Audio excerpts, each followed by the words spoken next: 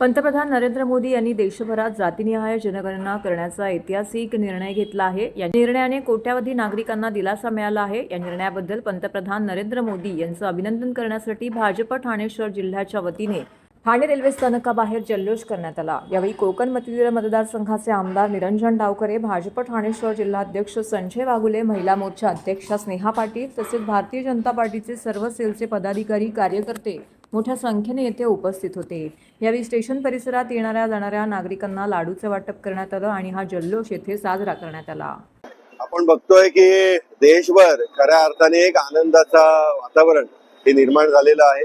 माननीय मोदीजींच्या नेतृत्वामध्ये केंद्र शासनाने जातनिहाय जनगणनेच्या या बरेच वर्षाच्या मागणीला मान्यता दिलेली आहे आणि आता याचं काम ही लवकरच सुरू होणार आहे आणि याच्यामुळे निश्चितच येणाऱ्या काळामध्ये आपल्याला जातनिहाय या जनगणनेच्या माध्यमाने ज्या विषयाच्या संदर्भातलं आरक्षण असेल किंवा त्याचबरोबर या मतदारसंघांचं पुनर्रचना असेल, या दृष्टिकोनाने अनेक असे सामाजिक निर्णय हे होताना दिसतील।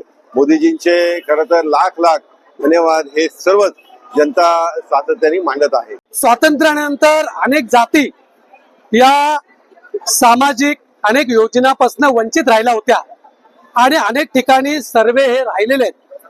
देशामधील शेवटच्या घटकापर्यंत हा सर्वे केला जाईल आणि त्यामुळे देशभरातील भारतीय जनता पार्टीचे कार्यकर्ते आणि सरकार ज्या ज्या ठिकाणी भारतीय जनता पार्टीचे 21 राज्यात सरकार आहेत, अनेक राज्यात काँग्रेसची सरकार आहेत, अनेक राज्यात कम्युनिस्ट आहेत, त्यामुळे जिथे जिथे भारतीय जनता पार्टीचे कार्यकर्ते आहेत सरकारी कर्मचाऱ्यांबरोबर त्या ठिकाणी सरकारी कर्मचाऱ्यांना मदत करतील आणि आपापल्या भागामध्ये प्रत्येक समाजाला या जातीने सर्वेचा फायदा होईल असं त्या ठिकाणी भारतीय जनता पार्टीचे कार्यकर्ते काम करतील।